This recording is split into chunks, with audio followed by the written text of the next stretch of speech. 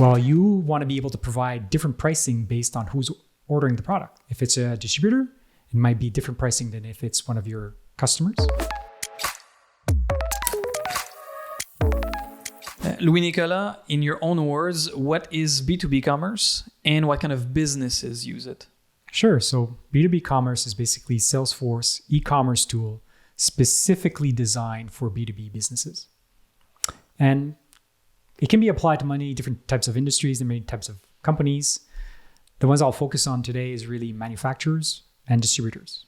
And as examples, you can think of manufacturers of finished wood products, maybe manufacturers of ski equipment, manufacturers of robotic arms for Industry 4.0 type of applications. Anyone that's selling complex products to other businesses, sometimes directly to other businesses, sometimes through distributors, resellers, VARs, many, many different use cases. All right. And especially if we want to differentiate B2B and B2C here. So what are the specific features that make this a B2B solution versus a B2C? Yeah, there's a lot of differences. Let's just think about the checkout process. In a normal checkout process on a consumer e-commerce tool, you select your products, you check it out, you provide your credit card number, and off you go.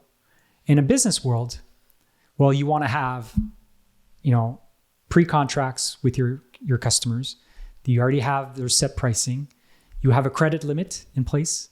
So all you want to do is generate a purchase order. You don't want to request a credit card. You just want to get a purchase order, get it officially approved, and off you go. So that's just one example for checkout. But then let's start thinking about pricing. Well, you want to be able to provide different pricing based on who's ordering the product. If it's a distributor, it might be different pricing than if it's one of your customers. A lot of these distributors or customers have offices throughout the world. Well, you want to be able to provide pricing in their currency. You want to be able to provide maybe only the products that they are allowed to buy for that country. So specific contract pricing. What is the multiplier that you're going to apply to the selling price? Custom catalogs. Again, making sure that you're only providing the right products based on the persona of the person ordering. It's super important. Fast reordering. A lot of these B2B businesses will reorder the same orders again and again. Enabling fast reordering just makes it more efficient for them and for you. And my personal favorite is when you have very long and complex orders. In a traditional system, you would have to enter in all these things one by one. With B2B Commerce, you could literally import a CSV file or an Excel file that you might have extracted from your ERP and input that into the B2B Commerce to place your order right away for that very, very long list of products that are part of this specific order. All right, yeah. So instead of treating every customer the same, with B2B Commerce, you can actually tailor the experience of each customer based on what kind of account they are, what kind of products they order, what kind of products they like to order, and so on and so forth. Exactly. So very specific, very tailored, but at scale. In the B2B space with distributors especially, companies are used to work with portals. In the Salesforce world, portals are made through what we call Experience Cloud. So how does Experience Cloud work with B2B Commerce? Well, it's the same platform. That's one of the beauties of the Salesforce platform is B2B Commerce and your portal are now the exact same thing.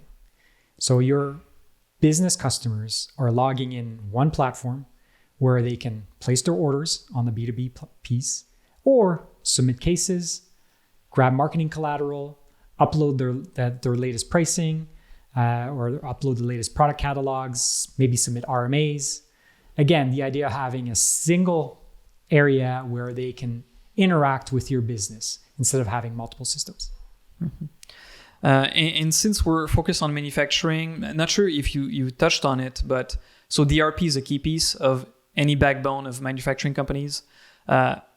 Typically, you'd integrate your ERP with Salesforce. Because your B2B Commerce is also part of Salesforce, what are the synergies between B2B Commerce and ERP integration?